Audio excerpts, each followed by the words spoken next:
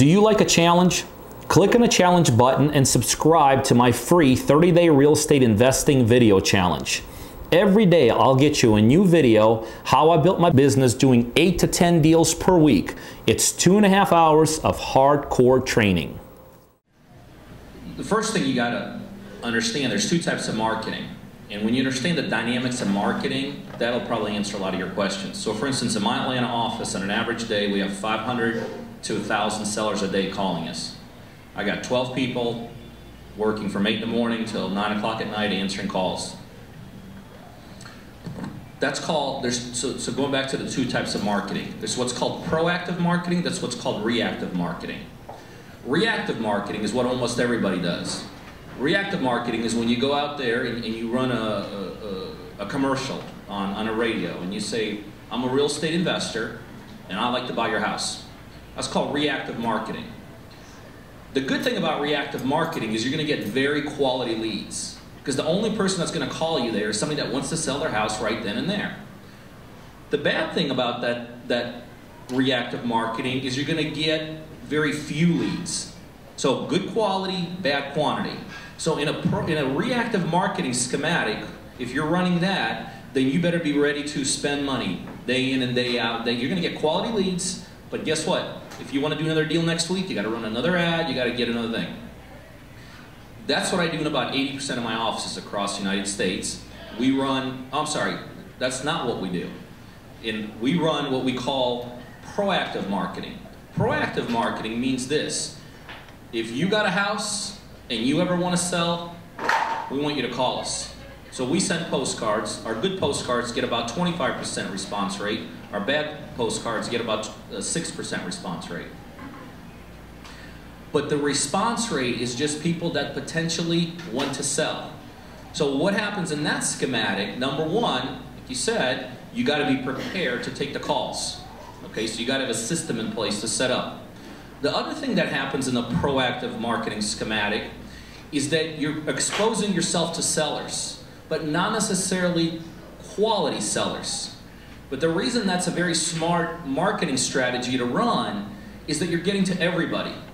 See, in that schematic, you're getting to the guy that wants to sell today, tomorrow, 6 months from now, and a year from now.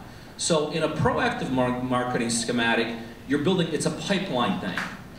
A lot of people get very discouraged when they start running. They don't even realize what they're doing, but they're like, oh gosh, I've taken 1,000 seller calls, I've only got one deal, I'm doing something wrong. Wrong. You're taking 1,000 seller calls, you build a huge pipeline, and if you commit to doing this month in and month out, it's going to build that. So I build most of my models on this kind of marketing. Blow up the phone, get my people, and I actually send real estate agents into people's houses. Get our people into people's houses, develop relationships, develop huge pipelines. You know, I've taken one realtor from a year ago from 20 listings to 106 listings. Well, guess what? In my model, they're offering cash offers, and if they can, they flip it to a listing. So, you know, I'm kind of making sure I can monetize on everything. So in my model, it makes sense to run a proactive marketing schematic because I have no shortage of people I can send in people's homes, and they're all building big pipelines, and that's why I do the quantity of deals I do. If you're a one-man show, I'm not sure if that's a smart thing. I think if I'm a one-man show, you know, I also build small teams, like I'm building a small team in Athens right now and stuff like that. In these smaller sideline markets with smaller teams, we do actually run a reactive marketing, meaning we only want quality. Because we don't have a ton of people out there, we don't have a lot of people we can send in people's homes. So it all depends who you are, how much money you have. You know, I'll spend 50, 60 grand a month here in Atlanta marketing. So, but that's what it costs to generate 1,000 seller calls a day. You know, so there's certain things you have to understand about how your model is set up. Are you a full-time guy? You're not a full-time guy. The other thing I'll tell you, the biggest thing I will tell you about marketing and postcards and I'm a postcard guy. Like I said, our postcards get 25% returns. I mean, why would I send a letter that costs 10 times more? You know, but the key to what I would tell you is figure out if the key to marketing is who takes that initial call, in my opinion. So here's how you double your numbers overnight without doing anything. Make sure all of your marketing apparatuses come into a live environment. A way to kill this business is send them to a call center, send them to Pat Live, go to voicemail. I know that's what's taught. That you're killing your business doing that. You'll have 50% better response if you figure out a way to take it live. It's got to be either you or somebody that works for you. And ultimately you want to pull yourself out of it. You want to get somebody in there who could 24/7, like in my operation, I always have people on standby taking live calls. So, I'm kind of jumping all over the place, and we just go to non-owner rocks.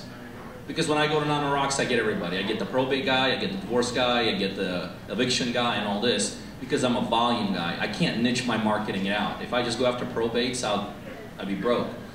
So I go to the whole market, and when I go to the whole market, I get all the niches.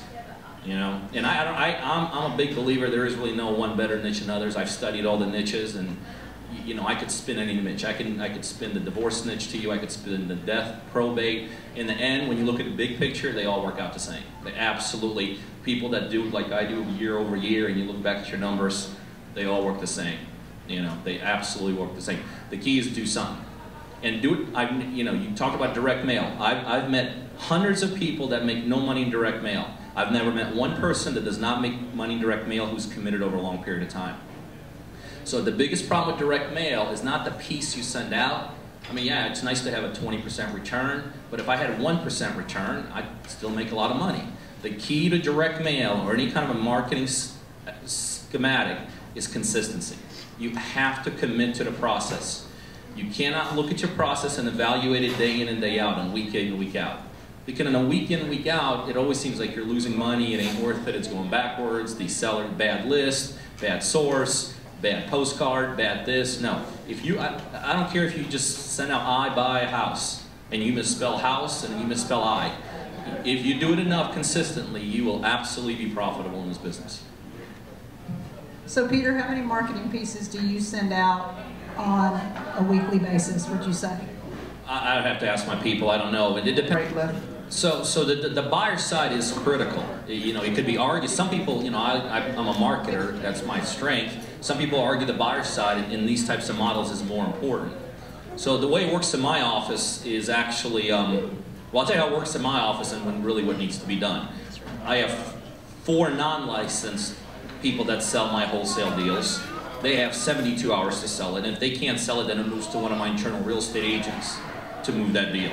So we got a whole system for moving it. We got a system for getting contracts in. I got a full-time closer that works our contracts and all this. But when it comes to building lists, it's a 3-step process. 1, you build a list. 2, you cultivate the list.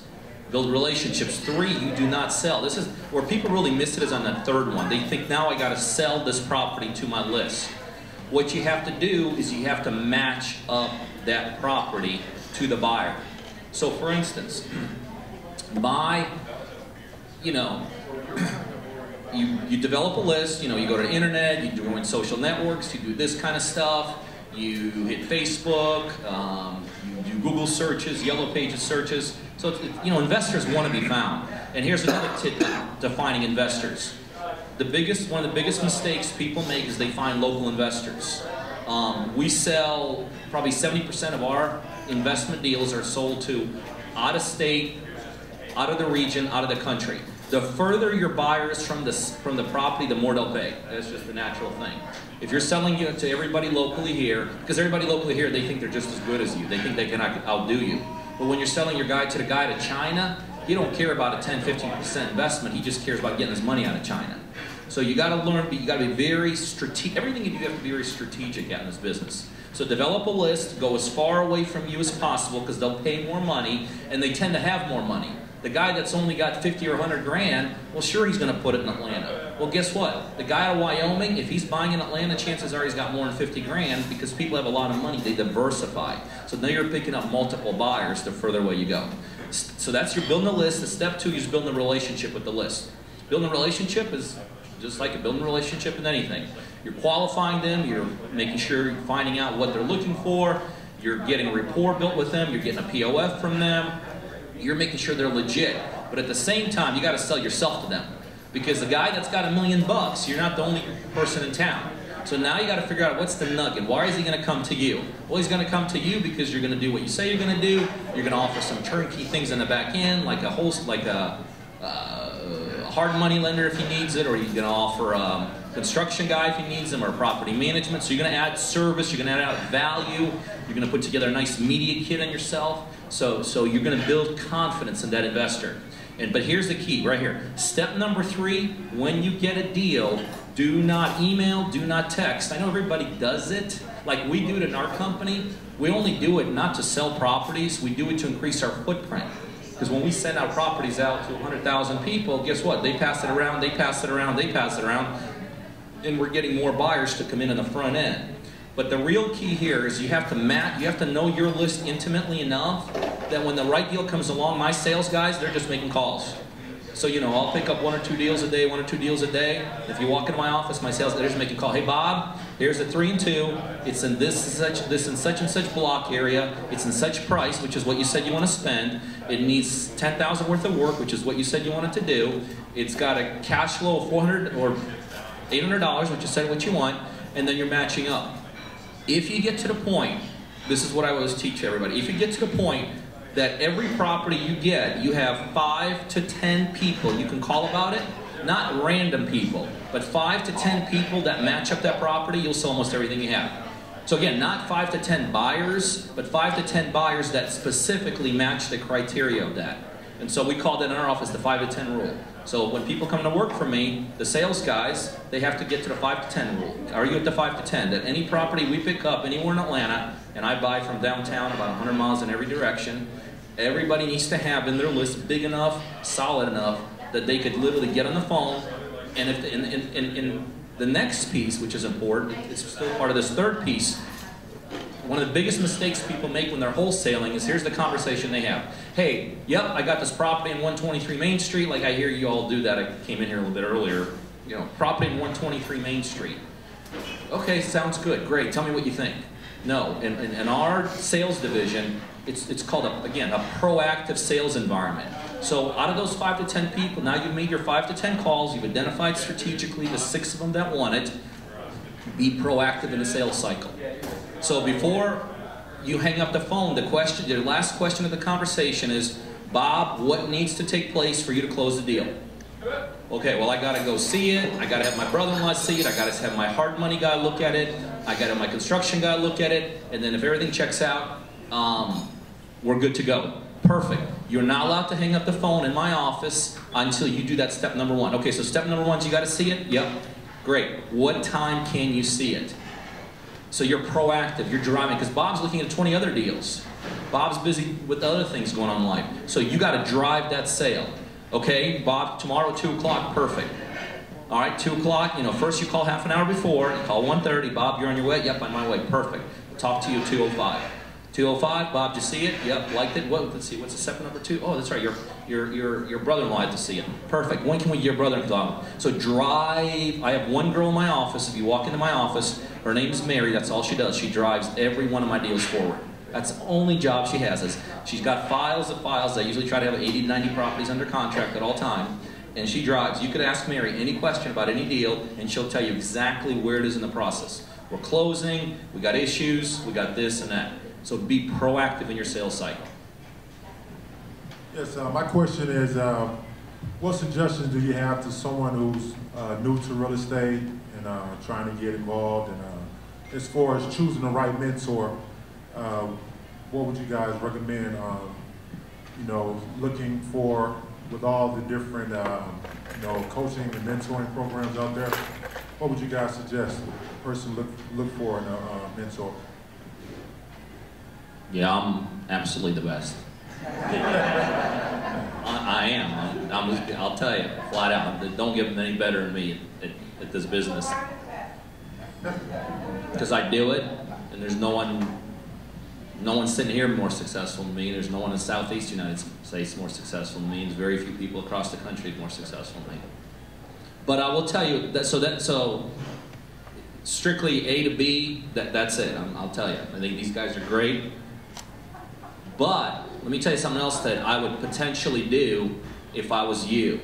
If I was starting over again, and I'm not against mentoring. Again, I got a coaching program myself. I would actually go work for someone who's like me or like these guys. And don't ask for money. You just, you know, we have interns in our office on summers. We take UGA kids and they intern for us. And guess what? Some of them weren't even real estate people when they started interning with us. They just wanted intern jobs. And then they're like, we want to be real estate people. So a thing that a lot of people overlook, go find the most successful investors in the city, and you tell them you go to work for them. Do whatever they want you to do. You don't pick the job, they pick the job. And just by osmosis, you're going to start learning this business. So that's probably one thing I would do that I did not do in the beginning that I would recommend new people do. Go work for someone who's successful. Intern for them. Hey, you guys know what we do here. We do a ton of deals, and I have a one-on-one coaching program where I coach people just like you to help become very, very successful real estate investors. So if you're a buyer or you know other buyers literally all over the world that are looking for deals in the Georgia market, specifically concentrated towards Atlanta, you need to be on our buyers list. By now, you'll see my email scrolling across the screen. Send me an email. Just say, add me to the buyers list. And on a daily basis, you're going to get some terrific, both ROI and equity-driven deals emailed right directly to you through email. The other thing, if you're looking to become a successful investor, whether you're brand new, just getting started, or whether you're doing it already and you're looking to be a bigger, more sophisticated, more savvy investor, I know I could help you do that. Send me an email to learn more about my one-on-one coaching program, or better yet, right below this video, there's a link right directly to coachingbypeter.com. You can go straight there and learn more about how I could help you become very successful in this industry.